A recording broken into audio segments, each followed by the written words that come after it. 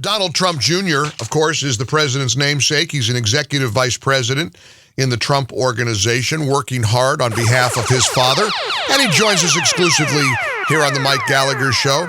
Was it as painful for you as it was for me to sit through that last night? It's pretty brutal, buddy. That was 5 hours over 2 days of this nonsense. I'd like to thank them for their contributions to the Trump 2020 campaign, but man, it was still pretty rough. That for 2 nights I kept seeing on social media, the big winner, the big takeaway, Donald Trump. Donald J. Trump. I think without question, what was nice was watching the Democrats last night finally attack Barack Obama's ridiculous policies. I mean, it would have been nice had they done that, let's call it 10 years ago.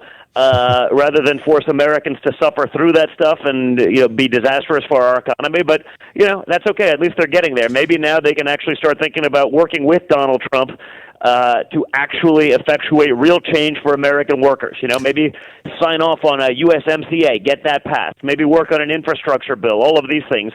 Rather than resisting results. I mean, that never made any sense to me, but they continue to resist all these incredible results we're getting, and that's a shame. The Bureau of Economic Analysis, the BEA, Tuesday published its annual revisions to personal income data. They were all, look at this, surprised at the huge jump in disposable income and employee compensation. In other words, the 99% have gotten a big raise. The BEA, the revisions show that employee compensation rose 4.5% in 2017, 5% in 2018. The trend is continuing well into 2019. How about that, Don? You mean the president's economic policies are resulting in dividends for the American worker? I thought they said that only the wealthy were benefiting. It's hard to believe, Mike. I remember hearing about, how great an economist Barack Obama was and 1% GDP growth. That's wonderful. This is, quote, the new normal. Right. And there's no magic wand to do better than that, Donald. Remember all that? Oh, yeah. Well, abracadabra, buddy. There is a magic wand. It's common sense. It's low regulation. We've cut so many regulations. They've allowed people to invest in their own companies. Yeah. They've allowed businesses to thrive. They've allowed entrepreneurship to work, and that's worked for not just the big business. They always try to make, it's only about the 1%. No. This is the first time we've seen real wage growth for low-wage earners because there's almost a shortage of jobs because they've created something for the first time. The notion that government is going to magically, after decades of failing, they're going to magically create jobs, that's not going to work. My father turned on the spigot of entrepreneurship in America, and that's where these results are coming from. And, watching these people up there with their, open borders and regulation and health care for all, it's crazy. Medicare for all. We can shut this thing off so quickly. The Medicare for all of the costs, all of this, everything that we've achieved over the last 2.5 years and my father's gotten done to reverse the trend and the failing trend of the last few decades, that can all go away. Yeah. In 2016, my father asked, hey, what do you have to lose? The answer was nothing. Right. We hadn't seen anything good. The reality is now, in 2020, what do you have to lose? A lot.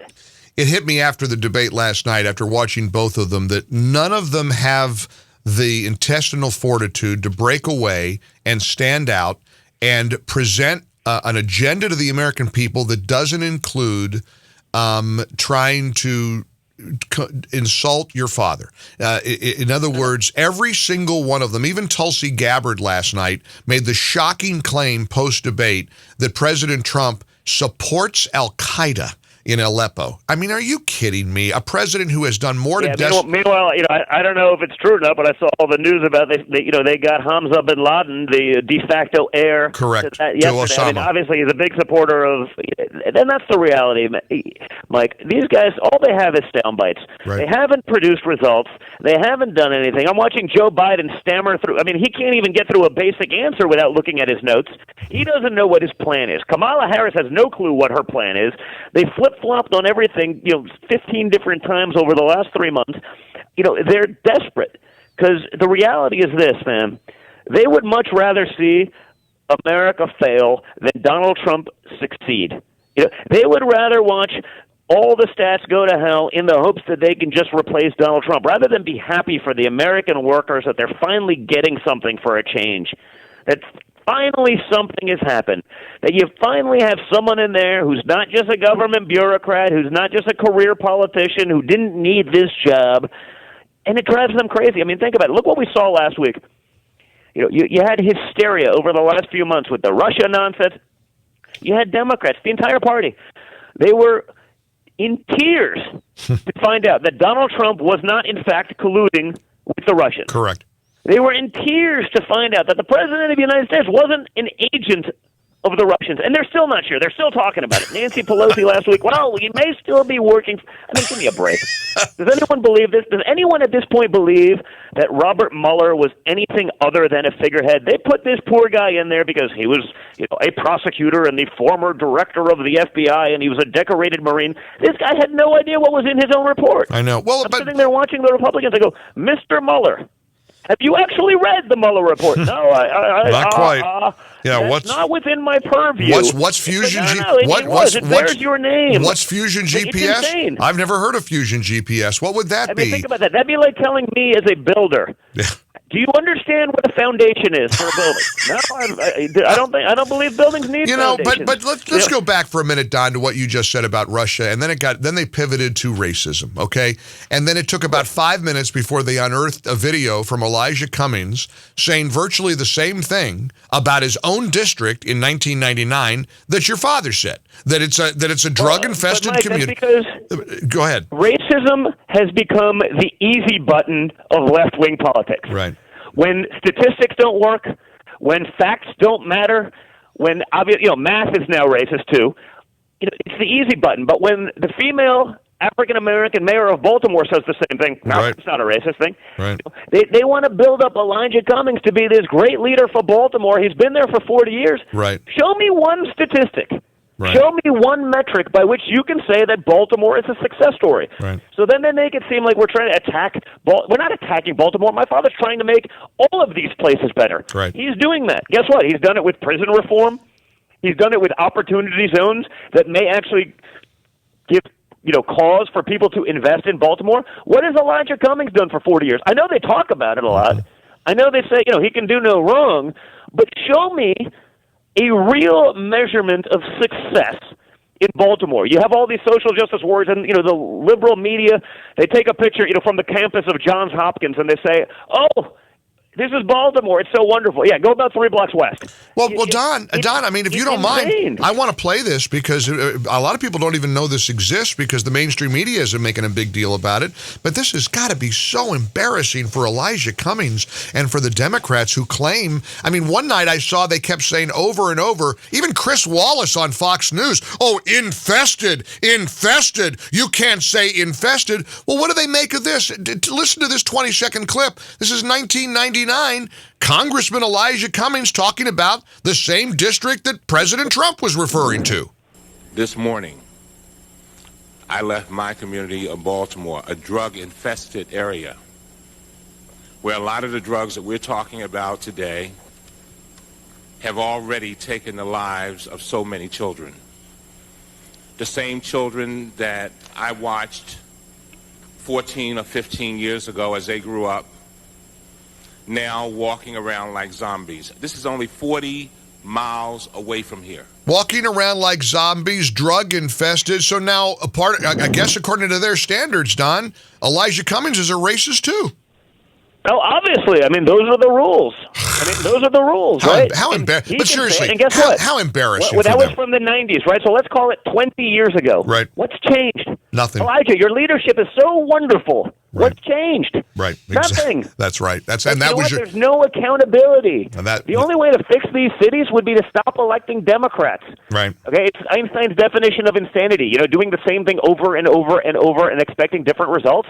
Like I said, Donald Trump with opportunity zones, with prison reform. Hey, those aren't exactly conservative talking points.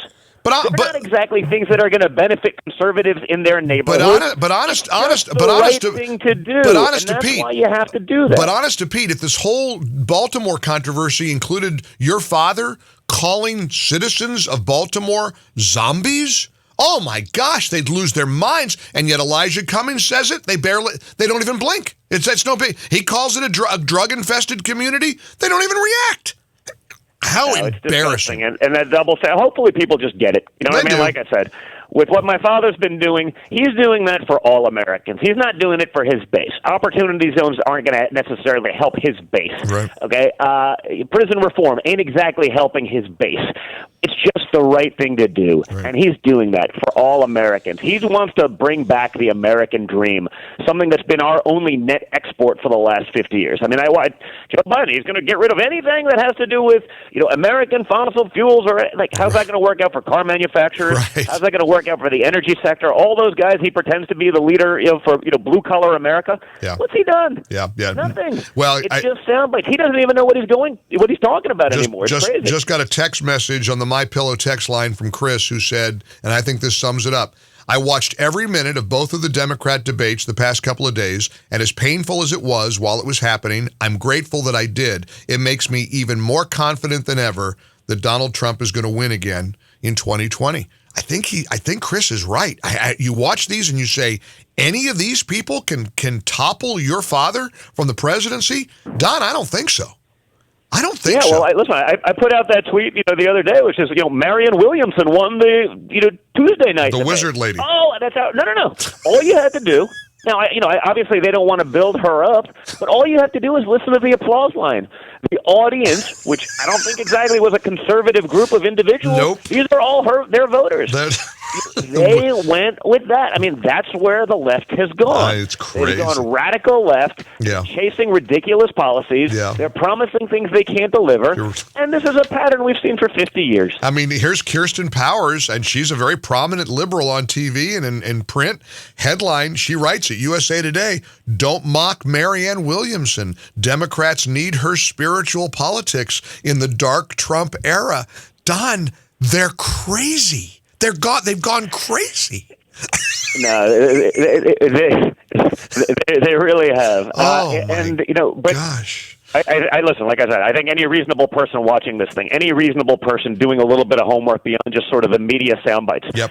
By any reasonable measure, 2020 should be over by now, but it won't be because we're not in a fair fight.